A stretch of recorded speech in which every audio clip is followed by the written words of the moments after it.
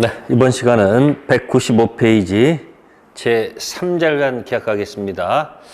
이 제3자간 계약은 예를 들면 생명보험 같은 경우도 있고요. 또는 피자집 가가지고 갑이 피자집 을한테 주문하면서 피자 10판을 저기 몇 동 몇 호에 있는 병한테 갖다 주라. 뭐 이런 것들이 제3자간 계약입니다. 자, 글자를 보세요. 제3자를 위한 계약이라고 되어 있습니다. 자, 보세요. 제3자를 위한 계약이다. 그러면 계약은 갑과 을이 이렇게 맺는데, 그죠? 계약 당사자 아닌 제3자 병이 그죠? 뭔가 권리를 취득한다는 내용이다. 그런 얘기입니다. 그러면 우리가 여기다가 한번 해볼게요. 여기다가 갑이 자신의 토지를 팝니다. 자신의 토지를 매매하는 겁니다. 그러면 혹시 대금난을 보게 되면 당연히 돈은 누구한테 줘야 될까요? 매수인 을이 당연히 갑한테 주는 건 당연한 거죠.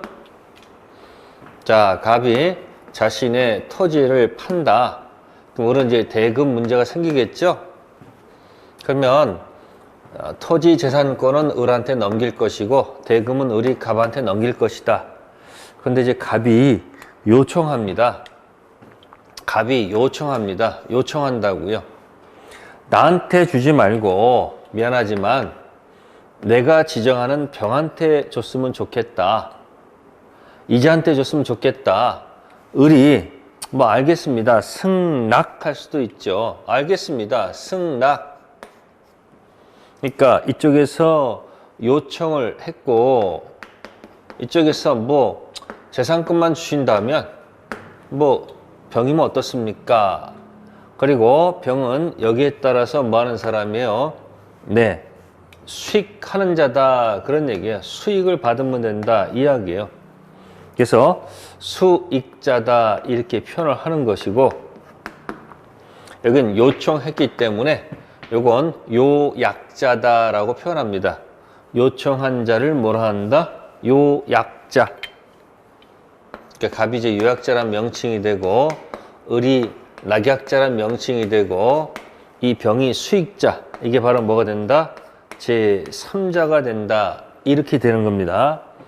그러면 자, 이런 계약을 이렇게 체결하게 되면 계약 당사자 아닌 제3자가 권리를 취득한다는 조항이 하나 들어가 있습니다. 그래서 이 보통 계약인데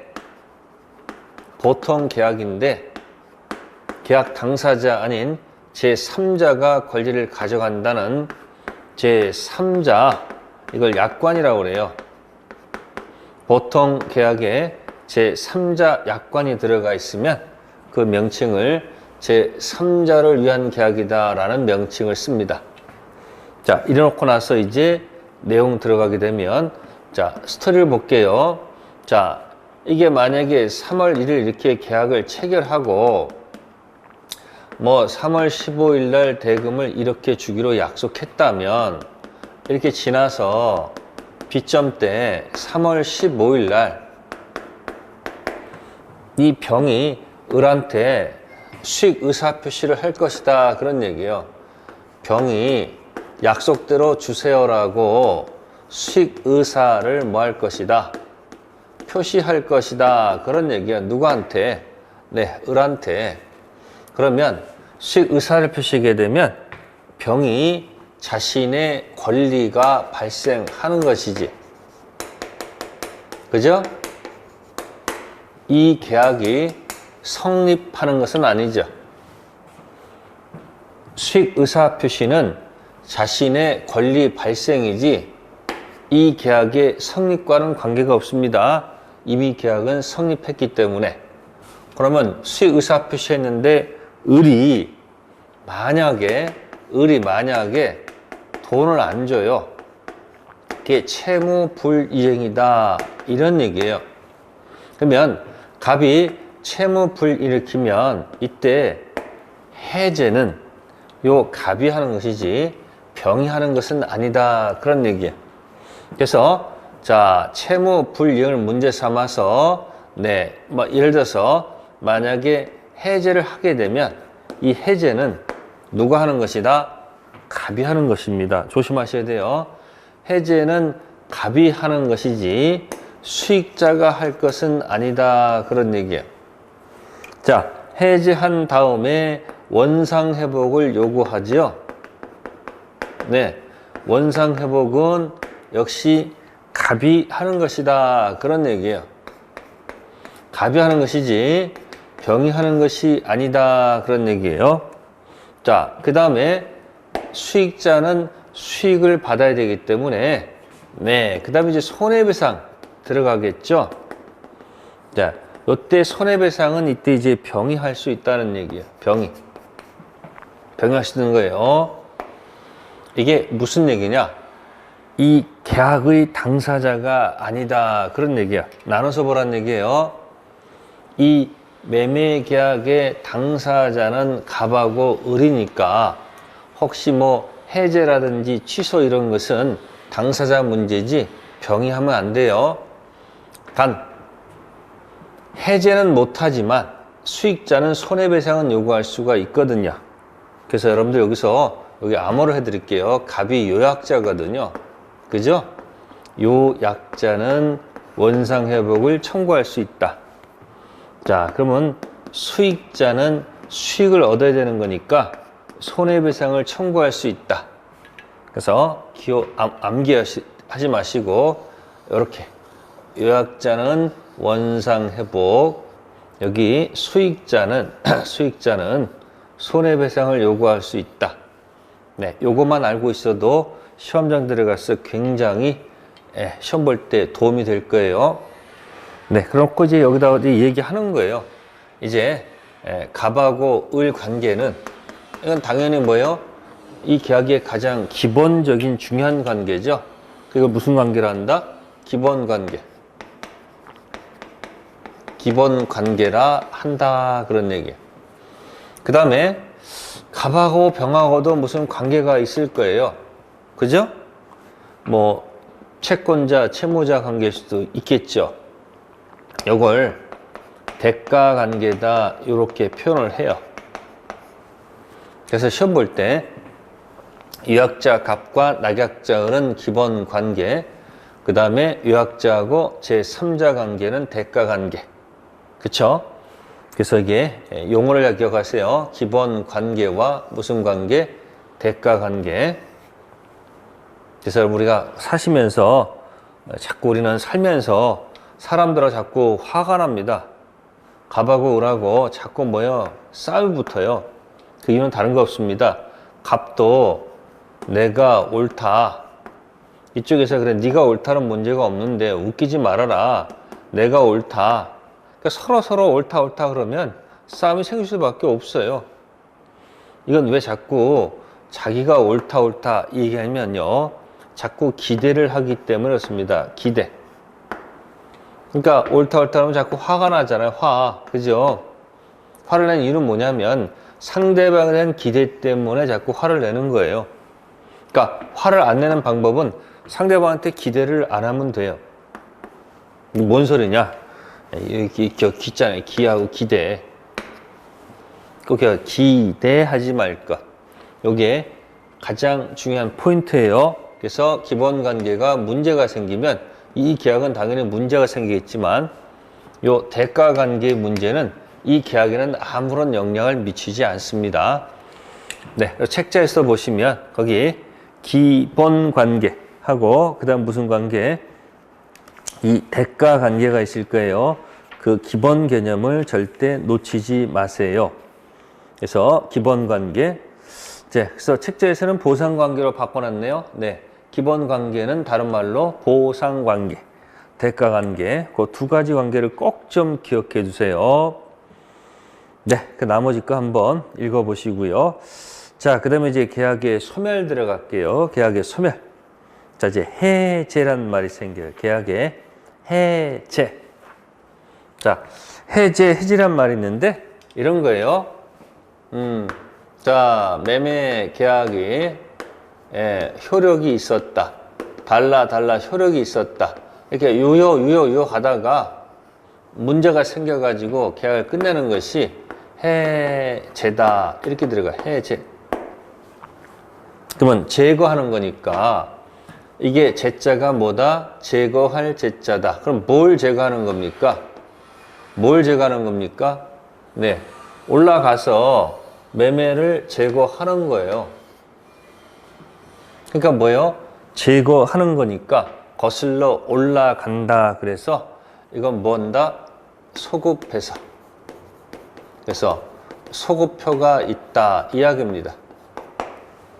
그래서 거슬러 올라가서 계약을 해소시킨다. 없던 걸로 하자. 그런 얘기예요. 그러면 당연히 그 다음 문제가 뭘까요? 제거하면서 그러면 원래 상태로 돌려놔라 이야기예요. 원상회복. 원위치시켜라 그런 얘기예요. 네, 그 다음에 이제 잘못을 전제했다면 무슨 배상? 네, 손해배상이 들어갈 것이다. 자,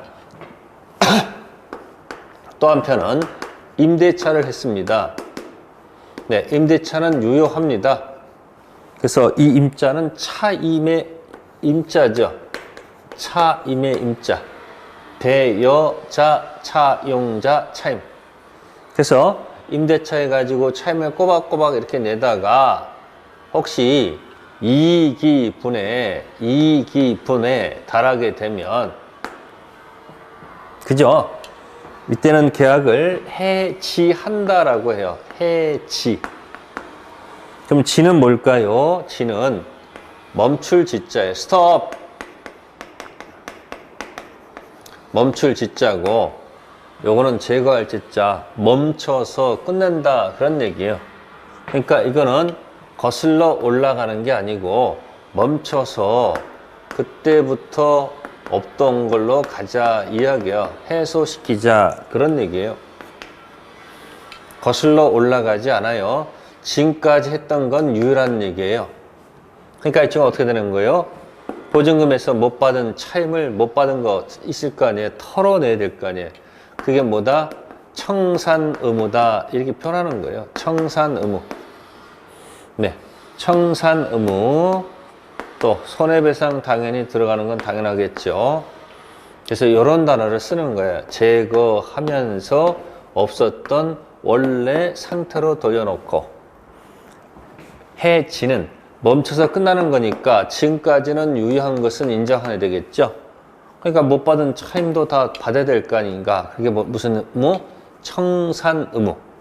근데 둘 다 유효를 전제로 해서 썼다 이야기예요. 유효를. 그래서 포인트는 해제하고 뭐다? 해지예요. 계약 해제하고 뭐다? 해지. 두 가지 내용을 꼭 좀 기억하시면 돼요. 그래서 198페이지 보시면 가로 2번 해제와 해지. 네, 그게 포인트입니다. 자, 그러면 이제 해제는 도대체 뭐가 있는가 봤더니, 해제는 그러면 어디서 나오는 공부하는 걸까요? 해지란 말은. 네, 그럼 아까 다시 해봐요. 약정. 그죠? 약정. 네, 전전이 있었네요. 네, 여기까지 공부를 했었고, 그 다음에 무무가 있었죠. 그죠? 효력이 생긴다. 무무. 이쪽도 채무가 있고 이쪽도 채무가 있었다. 그죠? 그럼 쪽쪽 채무를 이행해야 될 거 아닙니까? 채무를 이행하는 걸 뭐라고 그랬어요? 그죠? 이걸 뭐라고 했을까? 아까 출연. 뭐라 했습니까? 네. 출연. 떨어뜨리지 마시고, 그럼 여기서 채무를 이행해야 되는데 이행하지 못하는 게 뭐냔 말이에요. 그게 뭐야? 그게 채무를 이행하지 못하는 단어가 뭐다? 네, 채무 불이행이다. 이런 얘기 아니에요, 채무불이행? 그러면 아까 매수인이 약속한 날짜에 돈을 제대로 못 준다. 그죠? 그럼 채무를 이행하지 못하는 경우가 뭐가 있을까? 자, 을이 아까 중도금을 못 주는 경우. 그러면 이걸 못 줄 때는 네, 잘못이 있다 이야기죠. 잘못, 귀. 그러면 잘못 있으면 이때는 중도금 못 주는 것은 이행지체다라고 표현한 겁니다. 이행지체. 자, 또 갑이 이행을 못하는 경우도 있습니다. 갑의 잘못으로 건물이 몽땅 타버리는 경우도 있죠. 자, 이때는 우리가 쓰는 단어가 뭐다? 네, 이행불능이다. 그런 얘기를 쓸 수 있습니다. 그래서 뭐하고 뭐에 가는 것? 이행지체와 이행불능. 용어를 기억하세요. 이행지체와 이행불능. 네, 이것도 잘못이 있는 거죠. 그러면 지체 같은 경우는 한 번 기회를 줘야 돼요. 그래서 이쪽은 상당 기간 정해서 최고할 필요가 있다. 이야기 필요. 근데 이행불능은 어차피 건물 날라갔으면요, 화재가 났으면요, 이행 여지가 없죠. 그러니까 이쪽은 뭐 할 필요가 없다. 네, 최고할 필요가 없다. 최고 불료. 자, 최고를 했음에도 불구하고 이행하지 않으면, 네, 이때 이제 나오는 단어가 뭐냐면 똑같아요. 그죠? 해제권이 발생해서 그 다음부터는 똑같습니다. 이쪽도 법정 해제로 들어가는 거예요. 무슨 해제? 그러면 끝내야 될 거 아니야. 법정 해제. 자, 법이 정한 사유가 있으면 해제할 수 있는데 이 사유가 뭐냐면 이거예요. 채무불이행. 채무 뭐다? 불이행. 그러면 법정 해제하고 원래 상태로 돌려달라 그런 얘기예요. 원상 회복해달라. 당연한 거예요. 제거하는 거니까. 그 다음에 플러스, 그죠? 너의 잘못을 했으니까 무슨 배상? 손해배상의 길을 간다. 그래서 잘 보시면 여기 귀가 있으면 여기 손해배상이 붙죠. 여기도 귀가 있으면 손해배상이 붙죠. 그래서 이 이야기를 지금부터 몸속에다가 집어넣어야 됩니다. 공부 어렵게 생각하지 마세요. 해볼까요? 전전, 전형, 비전형, 약정, 청락, 승락, 낙성, 여물, 혈액이 생긴다, 주세요. 혈액이 생긴다, 유효. 갑의 채권은 을의 채무, 을의 채권은 갑의 채무. 무가 두 개니까 쌍무. 쌍무에서 채무를 출출해야 될 거야. 출출해야 되는데 못하는 게 뭐다? 채무불이행이죠. 채무 이행 못하는 거 아니죠. 채무불이행은 두 가지가 있습니다. 양쪽 귀가 있죠. 양쪽 귀를 잡으시고 손, 귀, 손, 귀책사유, 손해배상. 자, 이쪽은 열어봤을 때는 왼쪽이죠. 그래서 왼손은 딱 보면 뭐다? 이행지체. 오른손은 이행불능. 그 다음에 법정해제, 원상회복, 손해배상. 그러니까 지금 이 흐름을 기억한 다음에 그 다음에 옆에다가 숟가락을 하나 얹어 놓는 거예요. 혼자 이렇게 밥 먹다가 친구가 한 명 오면은 숟가락 하나 얹어 놓고 같이 나눠 먹을 수 있잖아요. 그러니까 숟가락 얹혀 놓는 방식이에요. 보세요. 전전, 양약, 혈액이 생긴다. 갑의 채권은 을의 채무, 을의 채권은 갑의 채무. 무가 두 개가 나왔다. 채무를 이행해야 된다. 못하는 게 뭐다? 채무불이행. 채무불이행은 두 가지예요. 채무불이행 무한도전. 양쪽 귀 잡고 손으로 잡아놓고 왼쪽은 이행지체, 이행불능, 법정해제, 원상회복, 손해배상. 요 흐름만 기억하시면 돼요. 다른 거 바라지 않겠습니다. 네. 그럼 여기서 법정해제라는 단어가 나오네요. 무슨 해제요? 법정해제. 그러면 처음부터 계약하면서 특약정한 약정해제도 가능하겠죠. 요거는 특약을 정한 해제다. 그런 얘기예요. 특약을 정한 해제. 예를 들어서 지금 신축 중 건물을 사면서 이번 달 말일까지 완성하지 못하면 나 이 계약을 해지해도 되겠습니까? 라고 물어봐서 저쪽에서 자신 있습니다. 그렇게 하시죠. 그래서 이번 달 말까지 완성하지 못하면 해지하겠다는 특약 정한 해제는 약정 해제입니다. 그래서 책자 가시면은 198페이지에 가로 1번이 약정 해제란 단어가 있고요.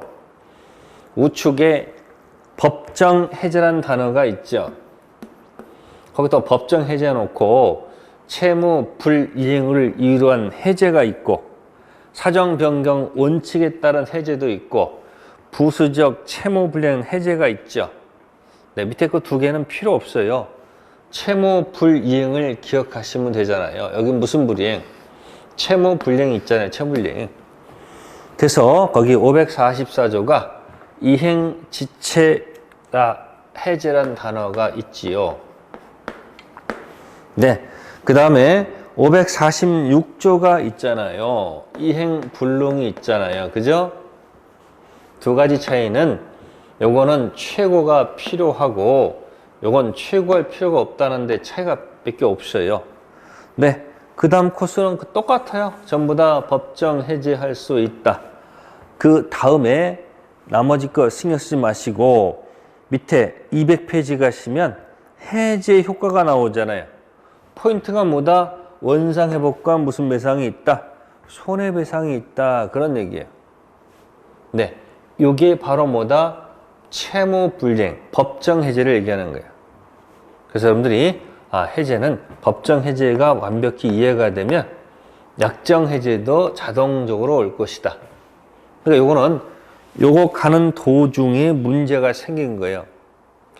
출출하는데 못하는 게 뭐다? 요거 채무불이행. 용어를 기억하셔야 돼요. 양쪽 귀 잡고 그죠? 왼손은 이행지체, 이행불능, 법정해제, 원상회복, 손해배상. 네, 이렇게 길을 만들어 놓으세요. 그런 다음에 나중에 여기다가 내용을 딱 붙이시면 된다. 그런 얘기예요. 네, 그 정도에서 해제는 기억하시면 돼요. 네, 그 다음에 이제 6번 계약의 해지가 있죠. 방금 전에 했었지 않습니까? 해지는 어떻게 한다고요? 그때부터. 처음부터가 아니고 뭐다? 그때부터. 여기는 소급표가 있고 소급표가 없겠네. 이쪽은 뭐라 한다? 비소급표 또는 장래효 뭐 이렇게 말을 바꾸는 거예요. 그때부터 끝내는 것을 소급하지 않는다. 장래를 두고서 끝낸다. 그래서 202페이지 맨 위에 해지 효과가 들어가 있는 겁니다. 네, 여기까지가 뭐에 관한 얘기예요? 네, 쌍무 계약에 관한 얘기다 생각하시면 돼요. 출출. 그러니까 보세요. 지금 우리 단계 보세요. 지금 뭐뭐 했을까? 여기 전전, 양약, 무무 하다가 지금 출연까지 가야 되는데 출연까지 못 갔잖아요. 지금.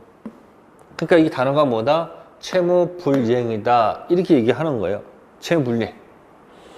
두 가지가 있네요. 크게 이행지체, 이행불능, 그 다음에 법정해제, 원상회복, 손해배상. 자, 그럼 이제 이때 이렇게 해놓고 나서 하나 팁을 드리면 취소란 단어가 나오죠. 198페이지. 네, 해제와 취소의 비교가 나오죠. 자, 이걸 제가 원으로 한번 그려볼게요. 자, 이게 도대체 뭔가 볼까요? 이렇게 원을 그릴게요. 자, 이쪽을 취소라고 할게요. 이쪽을 3번이라 놓고 이걸 취소란 말 쓸게요. 취소. 네. 그럼 이제 민법의 비밀을 설명드리면 이렇게 갈게요. 여기 1번이라 할게요. 2번, 4번이라고 합시다. 네. 이 4번은 확정유효라고 표현을 할게요. 확정유효. 자, 그러면 3번은 아니 불자 써서 불확정유효다 이렇게 표현하시고요. 그러면 1번은 불확정무효다라고 표현한다. 무슨 무효? 불확정무효. 그러면 2번은 뭘까? 네, 확정무효다라고 표현하세요.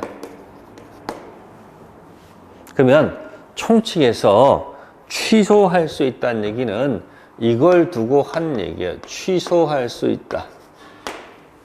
그러면 취소할 수 있는 사유는 네, 이렇게 돼 있어요. 첫 번째, 미성년자. 무슨 자? 미성년자가 있고요. 피한정 후견인이 있고요. 피성년 후견인이 있어요. 이걸 미피피라고 해요. 미피피. 네, 이거 이제 조문상 5조, 이게 10조, 그 다음에 13조. 밖에는 모르겠습니다. 어쨌든 거꾸로 되실 거예요, 아마 이게. 네, 이게 10조고, 이게 뭐 13조를 합시다. 조문에 이렇게 돼 있다는 얘기예요. 그 다음에 차고가 나와요. 차고. 차고는 109조.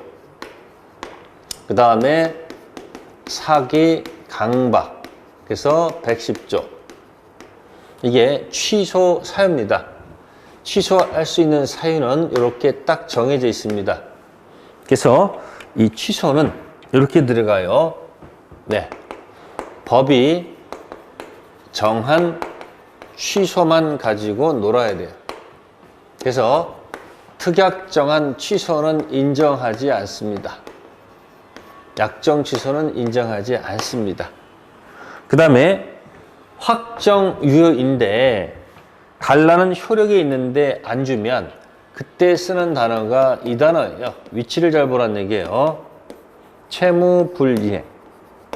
그래서 한쪽은 이행 지체가 있었고 한쪽은 이행 불능이 있었다. 그 다음에 이쪽은 최고가 필요한데 이행 불능은 최고할 필요가 없다. 그 다음 코스가 같습니다. 법정 해제, 그 다음에 원상회복, 그 다음에 손해배상의 길을 갑니다. 그러면 이 해제는 법정 해제만 있는 게 아니고 당사자 특약정한 해제도 인정해도 관계가 없다는 겁니다. 약정 해제도 있고 법정 해제도 있다는 거. 근데 취소는 출발 당시부터 결함이 있죠. 문제가 있는 거예요. 그래서 법정 취소만 있지 약정 취소는 없어요. 그러니까 법정 해제라는 것은 이행지체는 544조. 조문에 있다는 얘기죠. 이행불능은 546조. 법이 정한 해제 플러스 약정 해제도 관계없다. 근데 취소는 법정만 있지 약정은 없습니다. 그 다음에 취소는 단독 행위의 취소도 가능하고 쌍방행위, 계약이죠. 쌍방행위의 취소도 가능하고 합동행위의 취소도 가능합니다.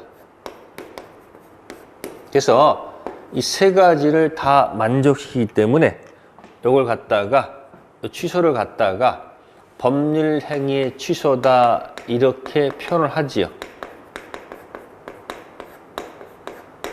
법률행위의 취소다 이렇게 표현을 하는 겁니다. 자, 그런데 해제는 계약의 해제일 뿐입니다. 단독행위의 해제란 말은 존재하지 않고요. 네, 쌍방행위의 해제, 쌍방행위가 계약이에요. 그 다음에 합동행위의 해제란 말은 존재하지 않습니다. 그러니까 요것만 적용하는 거니까 해제할 때는 타이틀 제목이 쌍방행위, 계약의 해제다 이렇게 표현합니다. 그래서 적용 범위가 달라요. 취소는 단계 합 모든 행위의 취소고 해제는 단계 합중 쌍방 계약입니다. 단계 합중 계약의 해제일 뿐. 그래서 적용 범위가 다르다.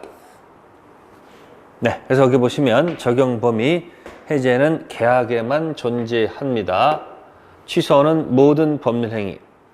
발생 원인을 보게 되면 해제는 약정, 법정 다 있는데 취소는 약정 취소는 없고 법정 취소밖에 없다.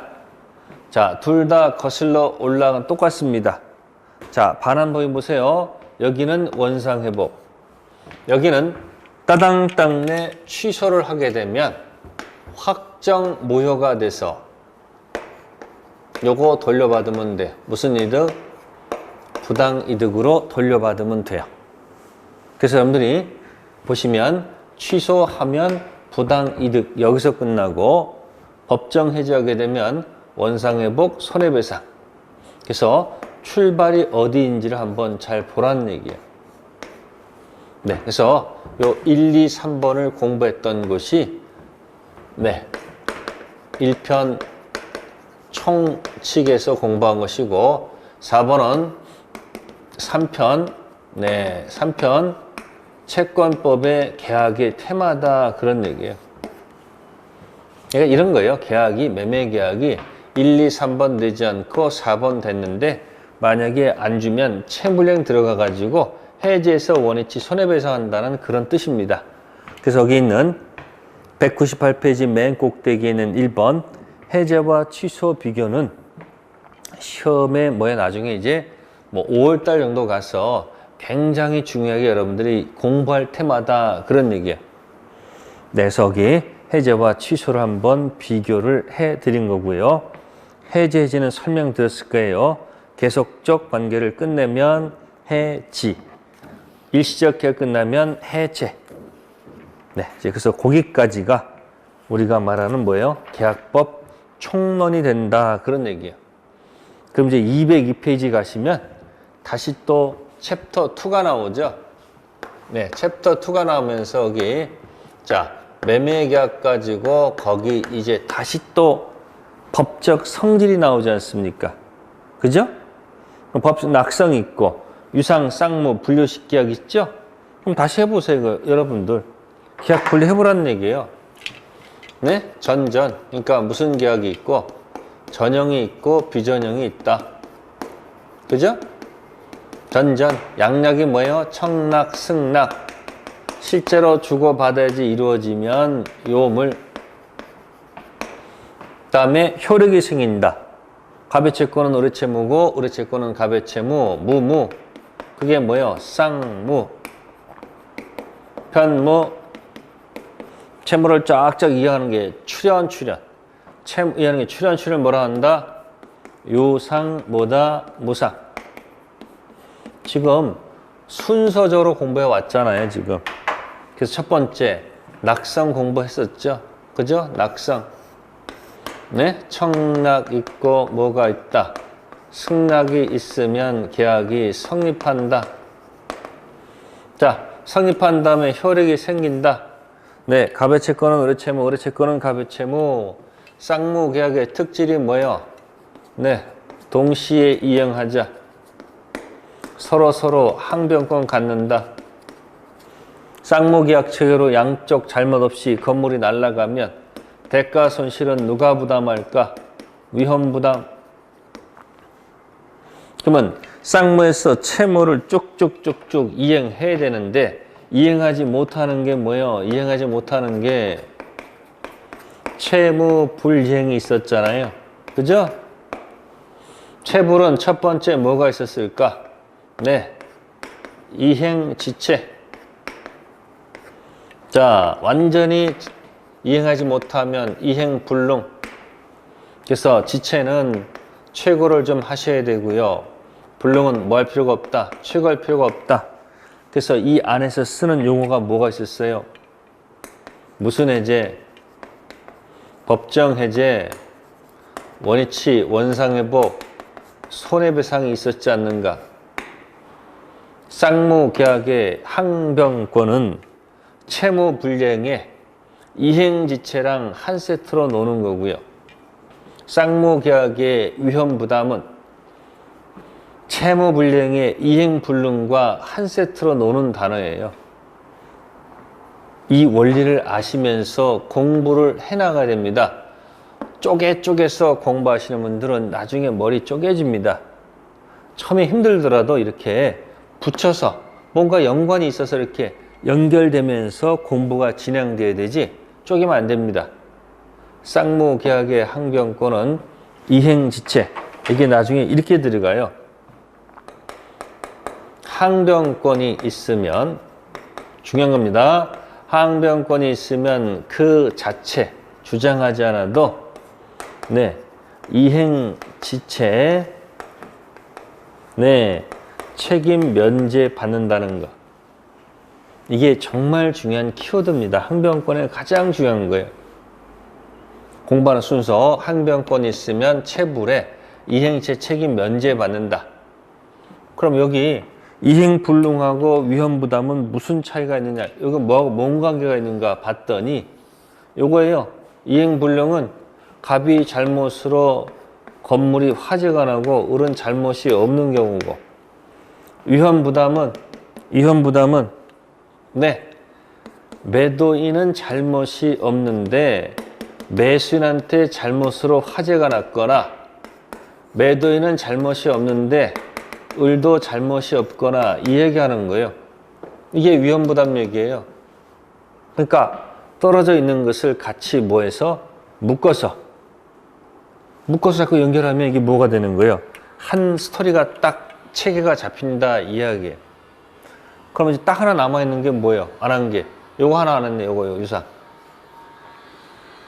그럼 유상계약에서는 도대체 뭘 공부할까? 유상 뭡니까? 출연한 거 아닙니까?